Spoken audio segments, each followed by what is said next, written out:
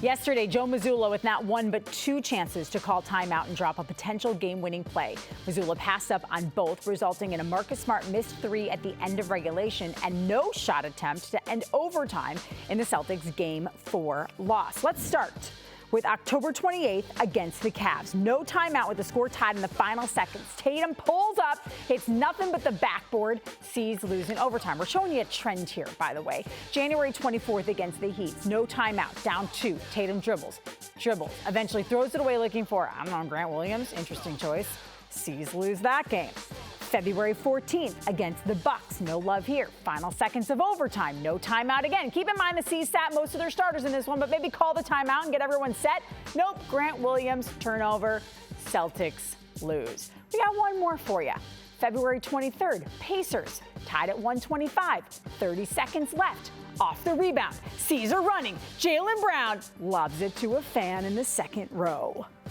He could have called a timeout. So you're saying that Joe Mazzulla and the Celtics haven't learned their lesson? Pro tip, when in doubt, call the timeout. Hello and welcome to Arbella Early Edition. I am Trenni Casey. The NBA is built around star players, but if I've said it once, I've said it 100 times. The coach doesn't matter until the coach matters. The coach mattered yesterday. If you know your team isn't great at late game execution, at least try and make sure they have a plan. You had plenty of time.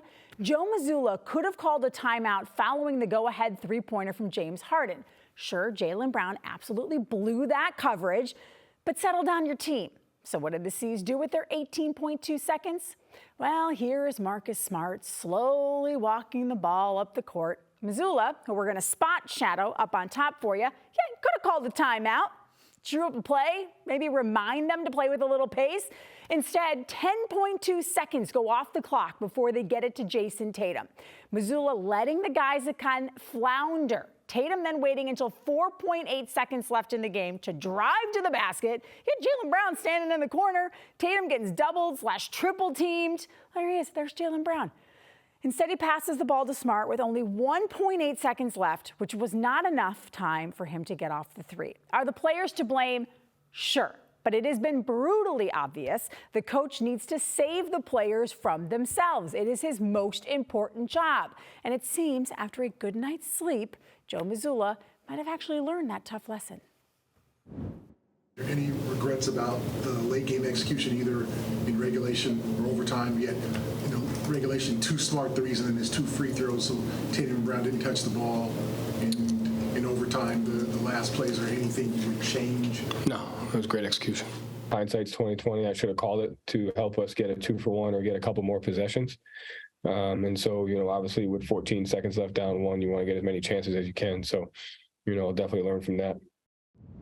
All right, familiar voice there asking a question last night to one Joe Mazzulla. Gary Washburn from the Boston Globe is here with us. As I mentioned, so is Chris Forsberg, our Celtics insider. Gary, you had an issue, I had an issue. I think everyone had an issue with the late game management. Do you, though, listening to Joe Mazzulla today, do you go, okay, he gets it, or did somebody get in his ear? I think it's a combination of both. I think he probably read some things that have been written, saw some things on television that have been said, and probably had management and other people, maybe Brad Stevens, say, okay, Joe, this is probably what we need to do in these situations.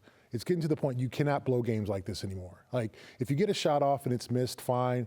A shot, it's missed, and you get a putback and that's missed.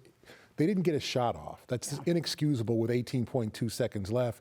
Like you showed it, 4.8 before Jason even decided to make a move toward the basket. So that's almost 13 seconds of just like la, la, la, And then Jason calls for the screen. It's like, there's no sense of urgency. It was embarrassing. I could kind of see Chris, 19 seconds, 18.2 or whatever it was. It's kind of a long time, and maybe you don't want to get a basket too quickly, right? Because then you're hounding them and saying, why did you get a basket quickly and then get back? I'm not doing that either. Like, you're going to leave yourself time for a putback. Like, even if you miss, you can foul. You'll have another chance for a three-pointer. This is like basic middle school basketball stuff, and this is what drives me nuts. If I'm sitting there thinking it, then the guys getting paid millions of dollars should know it. And look, I don't want to put the blame all on Joe, because everybody on that team failed in that moment. The fact that there was no urgency is what drives me nuts. And that's what's my problem with the Celtics is in general, Trenni. Yeah. There is no urgency whatsoever with this team. They have this perfect opportunity in front of them. You think they would have learned last season. and yet we keep doing the same things over and over again and expecting them to change. That, I believe, is the insanity. definition of insanity. All I want from them is to, you shouldn't be learning from your mistakes in Game 4 of the Eastern Conference semifinals. You have to be better in that moment, and every single one of those players failed in that instance, but especially the three maybe prime people that you needed to be good in that moment: Joe Mazzulla, Jason Tatum, and Jaylen Brown. And so that's what's sort of annoying. They're still going to win this series. They're still going to go probably to the NBA Finals. But last year they fooled around with it, and it ended up biting them in the butt in the worst possible moment. I can't help but wonder if it's going to happen again. All right, all those clips we showed you of blown time or not taking timeouts. Thank you, Chris Forsberg, for finding those. He also found these numbers for us and tweeted them out. Celtics trailing by 3 or less in the final 30 seconds of the fourth quarter and overtime during the regular season. Coming out of a timeout, the C's scored 23 points in 17 possessions, 5 of 9 from the floor with only 1 turnover. However, after not calling a timeout, just 8 points on 11 possessions, 2 of 6 from the field with 4 turnovers. I mean, Chris, listen, even if the instinct is not there, we live in, as Felger likes to say, the era of the nerds. They're always looking at the numbers. How do you not look at these numbers and say, hey, Joe Mazzulla, you gotta call a timeout? I will say, this is like a super small sample when you're talking about that many possessions. There is some variance there where it just could be dumb luck. But I do think you look at it, and if nothing else, when you watch the highlights and you see how scattered they are, turning the ball over multiple times, not getting good looks, not having that urgency, that's what drives me nuts. At least in a timeout, you can look at every single guy in that huddle, Gary, and say, all right, I need you to just be in this spot, be here, do this, whatever. It's not a guarantee they're going to execute, but they've been so much better in that situation this year that even though Joe is so timeout averse, he needs to think about it in that moment. Yeah, I mean, I think, Joe has to trust himself. Trust that your call during a timeout is going to be better than a set defense. What he didn't want was Doc to put in DeAnthony Melton and PJ Tucker.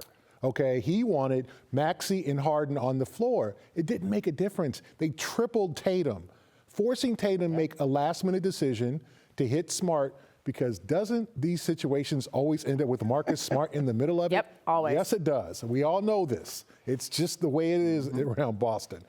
So Joe has to trust his instincts that I'm going to call a better play to beat a set defense. It's great to say, well, we want to keep them off toes, but when you're pounding the ball, the defense tends to get set.